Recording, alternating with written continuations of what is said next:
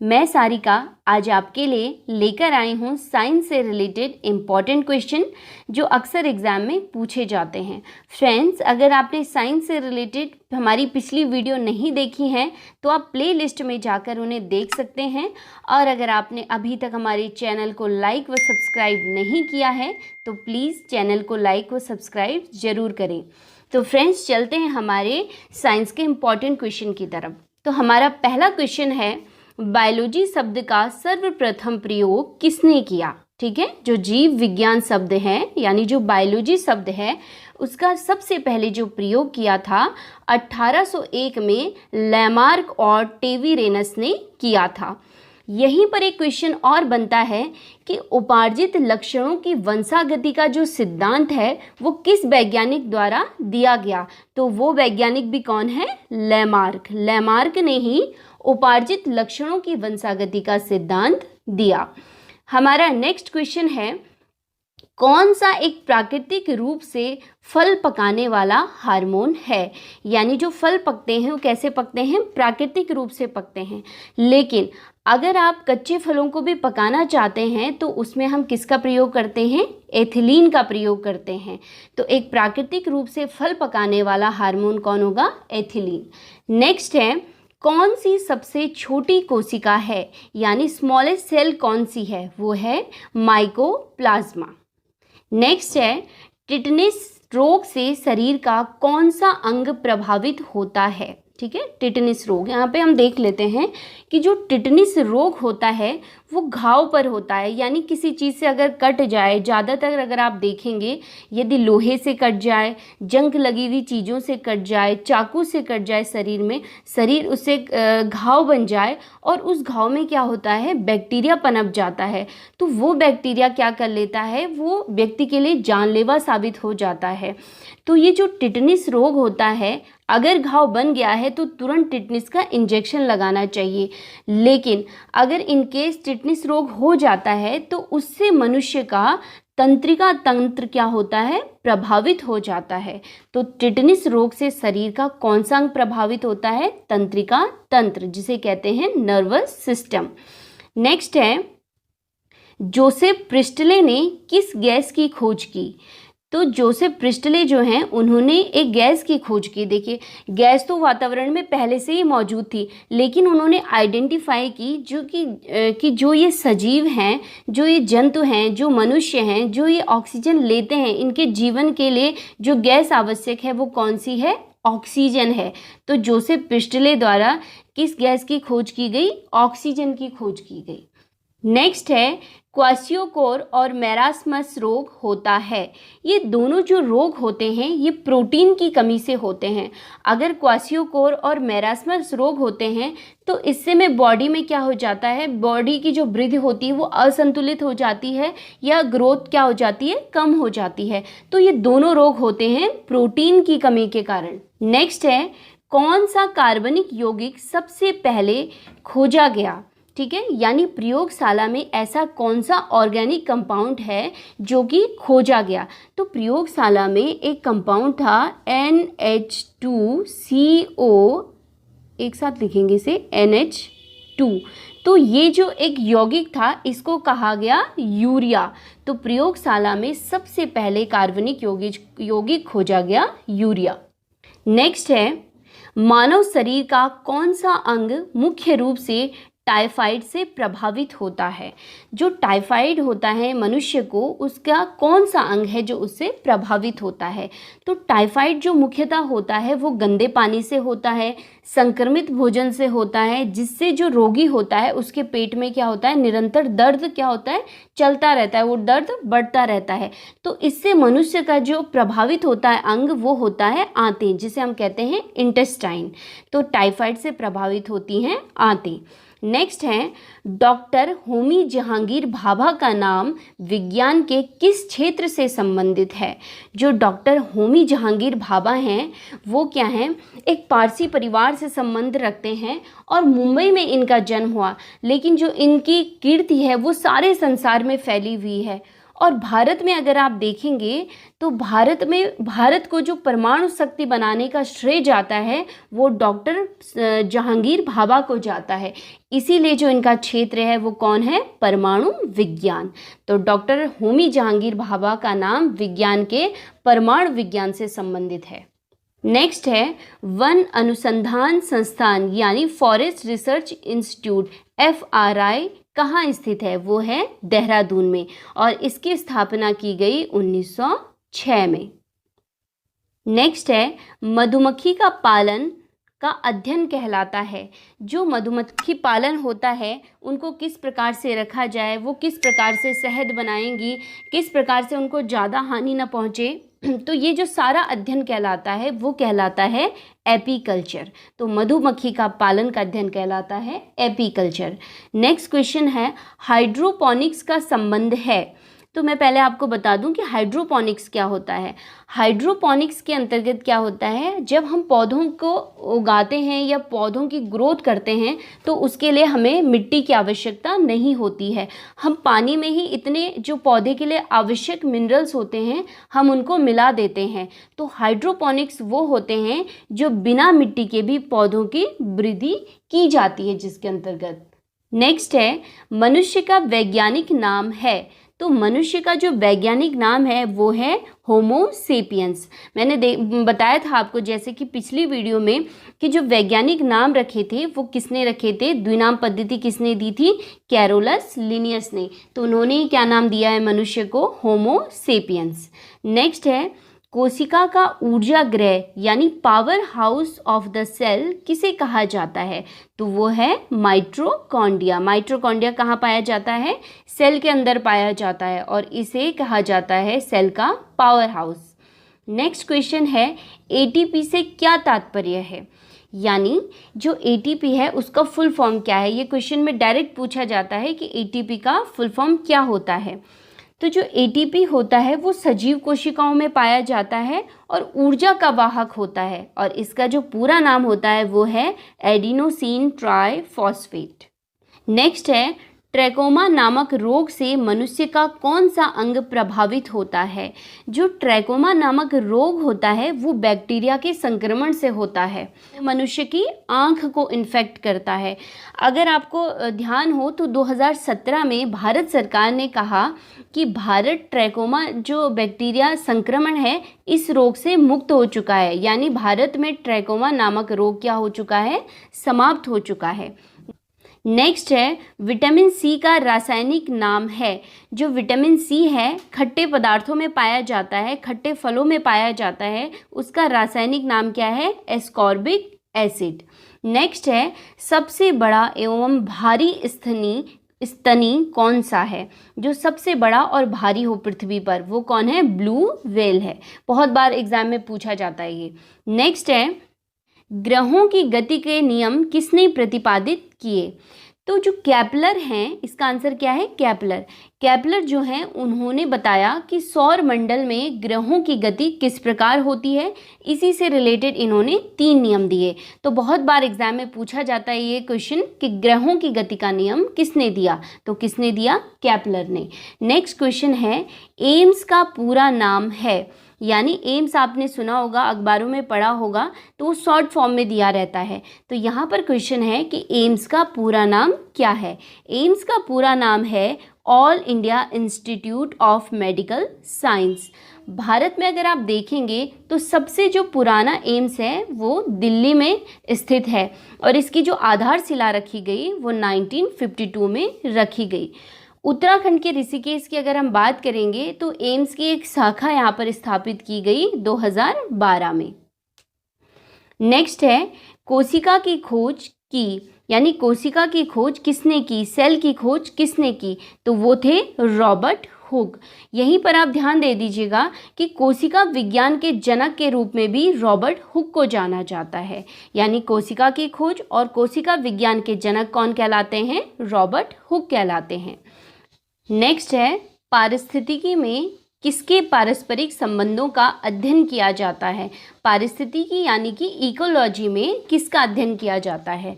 तो इसके अंतर्गत जीव और वातावरण यानी जो जंतु होते हैं और वातावरण के अंतर्गत जो पेड़ पौधे होते हैं, इनका आपसी संबंध का अध्ययन किया जाता है। नेक्स्ट है, वे कौन से पोषक पदार्थ हैं जो मनुष्य को ऊर्जा प्रदान करते हैं? यानी मनुष्य को तुरंत ऊर्जा प्रदान करने वाले पोषक पदार्थ कौन से हैं? वो हैं कार्बोहाइड्रेट और वसा। जैसे कि आपने देखा होगा कि बनाना हम खाएं या चॉकलेट खाएं तो इनसे क्या मिलती है? तुरंत ऊर्जा मिलती है, एनर्जी मिलती है, जो कि किसके अंतर्गत आते हैं? कार्बोहाइड्रेट और वसा के अंतर्गत आते हैं। ये ऐसे पोषक पदार्थ हैं जो मनुष्य को ऊर्जा प्रदान करते हैं। नेक्स्ट है, ईसीजी का प्रयोग होता है। ईसीजी यानी इलेक्ट्रोकार्डियोग्राफ का प्रयोग हृदय संबंधी विकार की जानकारी के लिए किया जाता है। जो हार्ट से संबंधित जितनी भी प्रॉब्लम्स होती हैं उनको चेक करने के लिए किसका प्रयोग किया जाता है? ईसीजी का प्रयोग किया जाता है। नेक्स्ट है, कौन सी गैस का आवरण सूर्य से हानिकारक परावैंगनी किरणों को अवशोषित कर लेता है? यानी जो सूर्य से परावैंगनी किरणें आती हैं, डेंजरस जो रेज आती हैं, उनको रोकने के लिए कौन सी गैस का आवरण होता है? यानी जो यूवी किरण होती हैं वो क्या करती हैं? मनुष्य यदि वो पृथ्वी पर आ जाती हैं तो मनुष्य को बहुत सारी स्किन प्रॉब्लम हो जाती हैं, तो उन किरणों को रोकते हैं ओजोन गैस। उन किरणों को रोक देती है पृथ्वी पर आने से, और ओजोन का सूत्र अगर देखें तो क्या है? O3 है। नेक्स्ट है, सतीश धवन अंतरिक्ष केंद्र। सतीश धवन अंतरिक्ष केंद्र कहाँ स्थित है? तो वो है आंध्र प्रदेश के श्रीहरिकोटा में अवस्थित है, और इसकी स्थापना अगर हम देखें तो वो हुई थी 1971 में। इस क्वेश्चन से रिलेटेड ज़्यादातर जो क्वेश्चन आता है दो ही आते हैं कि ये कहाँ स्थित है और इसकी स्थापना कब हुई थी। नेक्स्ट क्वेश्चन है, डायलिसिस की प्रक्रिया संबंधित है। यानी जो डायलिसिस करा जाता है ये तब करा जाता है जब किडनी क्या करती है? किडनी सही तरीके से कार्य नहीं करती है। जो किडनी का मेन काम होता है वो जो हमारे खनिज तत्व होते हैं जैसे sodium, potassium chloride, phosphorus, sulphate, इन सबको बैलेंस करने का काम कौन करता है? किडनी करती है। और अगर किडनी में कोई प्रॉब्लम हो जाती है, किडनी सही प्रकार से कार्य नहीं करती है, तो उसके लिए क्या किया जाता है? डायलिसिस किया जाता है। तो इसका आंसर क्या होगा? किडनी। नेक्स्ट है छाया में पनपने वाले पौधों को क्या कहा जाता है? आपने देखा होगा, आप अपने घरों के अंदर क्या करते हैं? बहुत सारे पेड़ पौधे लगाते हैं, छोटे छोटे। उनकी ग्रोथ भी उतनी होती है, लिमिट से होती है, 1 से 2 मीटर होती है। तो उन पौधों को क्या करा जाता है? छाया में उगाया जाता है। तो उसे हम क्या कहते हैं? सियोकाइट्स कहते हैं। उन पौधों को क्या कहते हैं? सियोकाइट्स कहते हैं। ये पौधे बेसिकली सजावट के लिए काम आते हैं। नेक्स्ट है, कौन सा ब्लड ग्रुप सर्वदाता है? यानी यूनिवर्सल जो डोनर है वो कौन सा ब्लड ग्रुप है? तो वो है ब्लड ग्रुप O। अगर हम सर्वग्राही की बात करें कि कौन सा रक्त समूह है जो सारे ब्लड को क्या कर सकता है? ले सकता है, तो वो ब्लड ग्रुप है AB। ये सर्वग्राही है और ये सर्वदाता है। नेक्स्ट है, विषाणु की खोज किसने की? तो जो विषाणु का सबसे पहले पता चला था वो तंबाकू के मोजेक रोग से पता चला था, और इसका पता लगाया था इवानोवस्की ने। नेक्स्ट है, लीची का कौन सा भाग खाने योग्य है? किसका? लीची का। अगर आपने लीची खाई है सबने, लीची का अगर आप देखा होगा तो बीज के ऊपर का जो हिस्सा होता है वो पूरा क्या होता है? खाने योग्य भाग होता है, और उसको हम क्या कहते हैं? एरिल कहते हैं। बहुत ज़्यादा ये एग्जाम में पूछा जाता है, इस क्वेश्चन को ध्यान रखिएगा। इसके साथ अगर काजू को अगर आप देखेंगे तो काजू का जो खाने योग्य भाग होता है वो भी एरिल होता है। तो लीची और काजू का जो खाने योग्य भाग होता है वो होता है एरिल। नेक्स्ट है, मानव शरीर की सबसे बड़ी ग्रंथि यानी ग्लैंड कौन सी है? तो वो है यकृत, जिसे हम लिवर भी कहते हैं।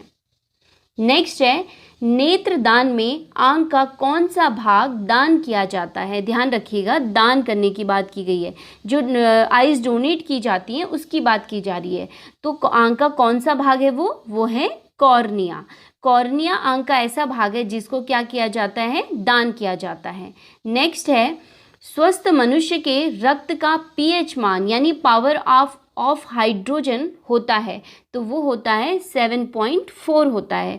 और इसकी जो प्रकृति होती है, मनुष्य के रक्त की तो प्रकृति होती है वो क्षारीय होती है, यानी वो एक बेस होता है। नेक्स्ट है, एक स्वस्थ मनुष्य का रक्तचाप यानी ब्लड प्रेशर होता है वो होता है 120 और 80, यानी 120 को कहते हैं सिस्टोलिक और 80 को कहते हैं डायस्टोलिक।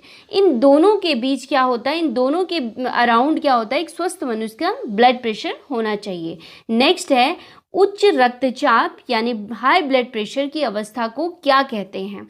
जब हाई ब्लड प्रेशर होता है तो उस कंडीशन को हम कहते हैं हाइपरटेंशन। और अगर आप देखें, अगर आपको एक क्वेश्चन पूछा जाए कि हाइपरटेंशन से सबसे ज़्यादा इफ़ेक्ट होने वाला पार्ट कौन सा है, तो वो होता है हार्ट। हृदय जो है वो हाइपरटेंशन से सबसे ज़्यादा प्रभावित होता है। और जो हाइपरटेंशन की कंडीशन आती है वो ज़्यादा तनाव व अनियंत्रित भोजन से होती है। तो ये था हाई ब्लड प्रेशर की अवस्था को हम क्या कहते हैं, हाइपरटेंशन कहते हैं। नेक्स्ट पॉइंट है, हार्मोन शब्द का नाम दिया, यानी हार्मोन शब्द को सबसे पहले नाम किसने दिया, तो वो थे बेलिस और स्टर्लिंग। नेक्स्ट है, वनस्पति विज्ञान का जनक कहा जाता है, यानी फादर ऑफ बॉटनी किसे कहा जाता है। जीव विज्ञान की जो मुख्य दो शाखाएं वो हैं, एक बॉटनी एक जूलॉजी, वनस्पति विज्ञान और जंतु विज्ञान। यहाँ पर क्वेश्चन है कि फादर ऑफ बॉटनी किसे कहा जाता है, तो वो है थियोफ्रेड्स। नेक्स्ट है, फाइकोलॉजी में अध्ययन किया जाता है। जो ये फाइकोलॉजी है इसमें अध्ययन किया जाता है शैवालों का। ठीक है, किस प्रकार का अध्ययन, कि शैवाल जो होते हैं ये अपना भोजन किस प्रकार से बनाते हैं, शैवाल में प्रकाश संश्लेषण यानी फोटोसिंथेसिस कैसे होता है, शैवाल क्या है, स्वपोषी हैं कि परपोषी हैं, इन सब का जो अध्ययन किया जाता है वो फाइकोलॉजी के अंतर्गत किया जाता है। नेक्स्ट है, किस गैस को मृतक वायु कहा जाता है, यानी किस गैस को विषैली गैस कहा जाता है, तो वो गैस कौन सी है, कार्बन मोनोऑक्साइड। लिखा है नीचे कार्बन मोनोऑक्साइड। जो कार्बन मोनोऑक्साइड होती है ये बेसिकली जो कोयले की अंगीठी होती है उससे निकलती है। और इसके कारण क्या होता है, जो शरीर होता है मनुष्य के, उसके ब्लड में जाके उसके हीमोग्लोबिन में ये चली जाती है और ऑक्सीजन का प्रवाह शरीर में रोक देती है, जिसके कारण इंसान का दम घुटने लग जाता है। इसीलिए CO को यानी कार्बन मोनोऑक्साइड को मृतक या विषैली गैस कहा जाता है। नेक्स्ट है, कितने डेसिबल से ऊपर की ध्वनि को प्रदूषण कहते हैं, यानी ध्वनि प्रदूषण कहते हैं। आपको पता है कि जो हमारे कान हैं वो 30 डेसिबल तक की ध्वनि को क्या कर सकते हैं, सुन सकते हैं। लेकिन अगर 30 डेसिबल से ऊपर की ध्वनि आ जाती है तो हम उसे ध्वनि प्रदूषण कहते हैं। इसके कारण क्या होता है, मनुष्य को बहुत सारे रोग हो जाते हैं, जैसे बहरापन हो जाता है, चिड़चिड़ापन और हाई ब्लड प्रेशर। ये सारी चीज़ें जो साउंड पॉल्यूशन होता है इसके कारण होता है। तो जो वातावरण में एक मानक ध्वनि होती है वो कितनी होनी चाहिए, 30 डेसिबल से नीचे होनी चाहिए या 30 डेसिबल तक ही होनी चाहिए। नेक्स्ट है, कार्बन डेटिंग से आयु निर्धारित की जाती है। तो जो जीव विज्ञान होता है इसमें जंतुओं और पौधों के जो अवशेष होते हैं इनके लिए इनका जीवन काल कितना पुराना है, इनका समय चक्र कैसा रहा है, इसको निर्धारण किया जाता है कार्बन डेटिंग से। तो यानी इसका आंसर होगा जीवाश्मों का क्या किया जाता है, इसमें निर्धारण किया जाता है। और इसके लिए जो कार्बन यूज़ होता है वो होता है C14। ठीक है, क्वेश्चन कई तरीके से इसमें पूछा जाता है। फॉसिल्स का आयु निर्धारित किससे की जाती है, तो वो है कार्बन डेटिंग। और कौन सा कार्बन यूज होता है, कार्बन C14 इसमें यूज होता है। नेक्स्ट है, जीवाणु की खोज सर्वप्रथम की, यानी जो बैक्टीरिया है इसकी खोज सबसे पहले किसने की, तो वो थे ल्यूवेनहॉक। नेक्स्ट है, जापानी इंसेफ्लाइटिस का कारक होता है, यानी जो ये बीमारी होती है ये एक जानलेवा बीमारी होती है और डायरेक्ट ये किसको इफ़ेक्ट करती है, ब्रेन को इफ़ेक्ट करती है। तो ये जो जापानी इंसेफ्लाइटिस है ये किसको करता है, डायरेक्ट इफ़ेक्ट ब्रेन को इफ़ेक्ट करता है। और किसके कारण होता है, विषाणु के कारण होता है, एक वायरस के कारण होता है, जिससे दिमाग में या ब्रेन में सूजन आ जाती है। नेक्स्ट है, इंसुलिन रक्त में किसकी मात्रा को नियंत्रित करता है? तो जो इंसुलिन होता है वो ब्लड में या शरीर में किसकी मात्रा को करता है कंट्रोल? ग्लूकोज की मात्रा को।